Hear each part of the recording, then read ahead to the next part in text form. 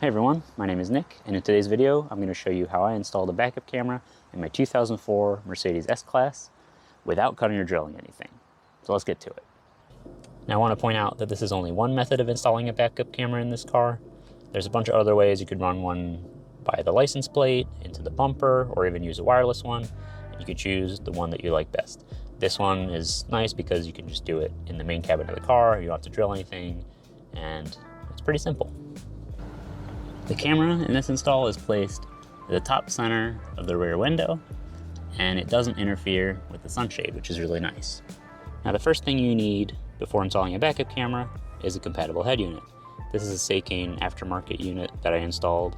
I have a video and a review out for it if you want to check those out. But there are other manufacturers out there and different methods of installing them.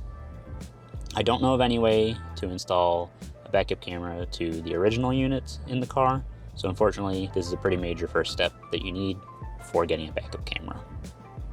You can check out my review and install videos that are linked in the video description. Now a good time to install the camera is during your radio install, since you'll need to plug it into the unit and run the wire behind the driver's side kick panel, which will be down here. While you're installing the radio, you're going to be removing this panel here, or pulling it down so you can access the CAN bus connectors for the radio. At least that's how it was in my install. And it's a good time to pull all the cabling through here and actually through this panel into this area, so you can run the wire for the backup camera up and towards the rear. I actually have my radio's microphone running up through here and backup camera wire here as well. So our first step is going to be to place the camera at the center of the rear windshield. I would wait to permanently attach it because we're going to have to move the cables a bit. And then you're going to run the cable, the wire, inside the headliner here. When you get to the C-pillar, there's a little spot right here where it won't actually tuck in, but it's almost invisible right here. Then we're going to tuck the wire in the trim along here. And when you reach the seal, you can actually tuck it in here, right there. And then we're going to work our way across here into the B-pillar trim.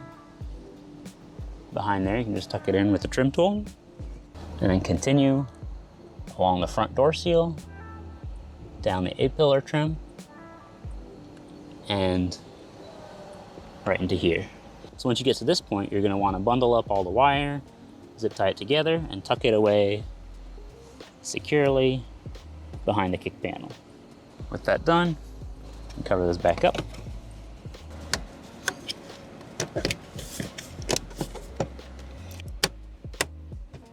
Go. Now before you wrap everything up, like closing up the kick panel and reinstalling the radio completely, you want to make sure that it works.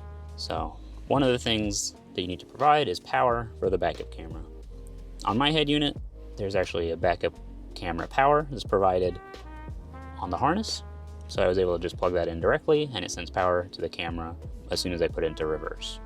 Now this here is what the back of the radio looks like, and the connection will be made at number 16, which is the rear camera 12 volt, which is actually labeled on the wire itself.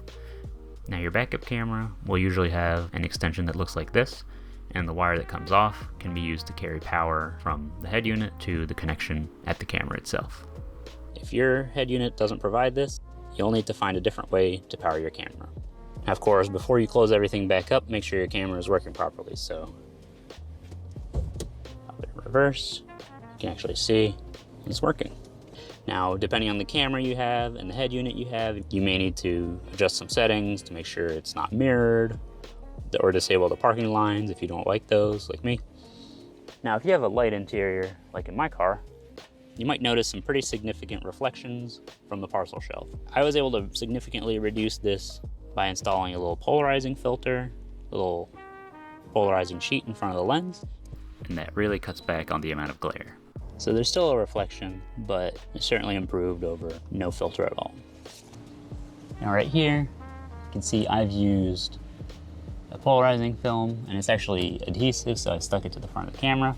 It's kind of secure for now, but I'll probably be modifying it to make it more permanent. You may want to attach that to the camera before you even install it so you can really secure it, but I added that later after realizing that was an issue.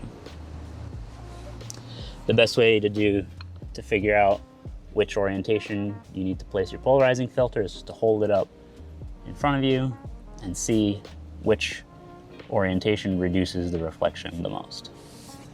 So that wraps up the install. There's a little bit of a compromise with the reflection over the window, but the simplicity of the install kind of makes up for it. And you may not even have this issue if you have a black interior and your parcel shelf is black and doesn't reflect as much. Now, if you want to learn more about the head unit I installed in this car, be sure to check the links in the video description and subscribe if you want to see more content like this. If you have any questions, let me know in the comments, and if you enjoyed the video, be sure to leave a like. Thanks for watching, and I'll see you next time.